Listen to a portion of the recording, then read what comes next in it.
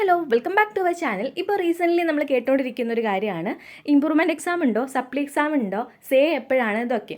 അപ്പോൾ ഈ കാര്യങ്ങളാണ് നമ്മൾ ഈ ഒരു വീഡിയോയ്ക്കകത്ത് ഡിസ്കസ് ചെയ്യുന്നത്. ഇപ്പോൾ ഒരുവിധ ആൾക്കാരുടെയൊക്കെ റിസൾട്ട് വന്നുകൊണ്ടിരിക്കുകയാണ്. അപ്പോൾ റിസൾട്ടും അതുപോലെ നമ്മുടെ അസൈൻമെൻറ്റ് മാർക്കൊക്കെ എങ്ങനെ ചെക്ക് ചെയ്യുക, പാസിംഗ് മാർക്ക് എത്രയൊക്കെ നമ്മൾ റീസെൻ്റ്ലി വീഡിയോ ഇട്ടതാണ്. എന്തെങ്കിലും ഡൗട്ട് ഉണ്ടെങ്കിൽ നിങ്ങൾക്ക് അത് കാണാവുന്നതാണ്. അപ്പോൾ നിങ്ങൾ റിസൾട്ടൊക്കെ ചെക്ക് ചെയ്തു. അപ്പോൾ നിങ്ങളിപ്പോൾ ചെക്ക് ചെയ്തപ്പോൾ നിങ്ങൾ വിചാരിച്ച എത്ര മാർക്ക് കിട്ടിയിട്ടില്ല. അതായത് നിങ്ങൾ പാസ്സായി, പക്ഷേ നിങ്ങൾക്ക് വിചാരിച്ച എത്ര മാർക്കല്ല കിട്ടിയിട്ടുള്ളത്.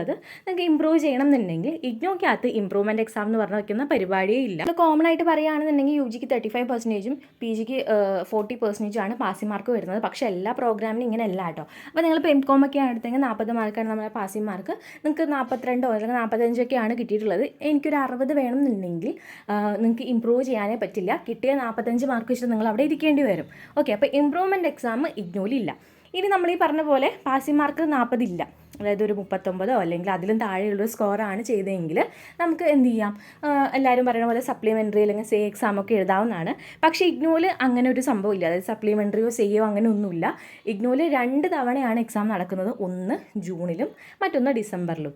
ഓക്കെ, അപ്പം നിങ്ങൾക്ക് ഈ പാസ്സാവാത്ത സബ്ജക്റ്റ് എന്ത് വെച്ച് കഴിഞ്ഞാൽ വരാൻ പോകുന്ന എക്സാം രജിസ്ട്രേഷൻ ചെയ്യുക, എക്സാം എഴുതാം. അപ്പോൾ ജൂണിൽ എക്സാം ഉണ്ട്, മാർച്ച് ഏപ്രിൽ എക്സാം രജിസ്ട്രേഷൻ വരും. അത് ചെയ്യുകയാണെങ്കിൽ നിങ്ങൾക്ക് എക്സാം എഴുതാം. വേറെ പ്രൊസീജിയറോ കാര്യങ്ങളൊന്നുമില്ല. 200 രൂപയാണ് ഒരു സബ്ജക്റ്റിന് പേയ്മെൻറ്റ് ചെയ്യേണ്ടത്.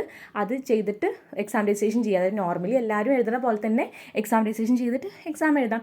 അപ്പോൾ ഒരു ഡൗട്ട് ഉണ്ടാവും, വീണ്ടും അസൈൻമെൻറ്റ് വെക്കണമെന്ന്. അപ്പോൾ ഓൾറെഡി ഒരു സബ്ജക്റ്റിന് ഒരു തവണ അസൈൻമെൻറ്റ് വെച്ചിട്ടുണ്ടെങ്കിൽ വീണ്ടും വെക്കേണ്ട കാര്യമില്ല കേട്ടോ. ഓക്കെ, അസൈൻമെൻറ്റിൽ പാസിംഗ് മാർക്ക് ഇല്ലാത്ത സിറ്റുവേഷനിലാണ് വീണ്ടും വെക്കേണ്ടത്. അസൈൻമെൻറ്റ് മാർക്കൊക്കെ വരാൻ ടൈം എടുക്കും. അതൊക്കെ നമ്മൾ കഴിഞ്ഞ വീഡിയോയിൽ ചെയ്തിട്ടുള്ളതാണ്. അപ്പോൾ നമ്മുടെ ഇഗ്നോയ്ക്കകത്ത് ഇമ്പ്രൂവ്മെൻറ്റ് എക്സാമും നമ്മുടെ സപ്ലിമെൻ്ററി എക്സാമിൻ്റെ കേസ് ഞാനിവിടെ പറഞ്ഞു. പിന്നെ നമുക്ക് റിസൾട്ട് വന്നിട്ട് ഇപ്പോൾ മാർക്കൊക്കെ കുറവാണെന്നുണ്ടെങ്കിൽ നമുക്ക് ആകെ ചെയ്യാൻ പറ്റുന്നൊരു കാര്യം റീ ഇവാലുവേഷന് കൊടുക്കുക എന്നുള്ളതാണ്. അപ്പോൾ അത് കുറച്ച് ലെങ്തി പ്രോസസ്സ് ആയതുകൊണ്ട് തന്നെ നമ്മൾ നാളെ അല്ലെങ്കിൽ ഇന്ന് രാത്രി തന്നെ അതിൻ്റെ വീഡിയോ ഇടും കേട്ടോ. Okay, by.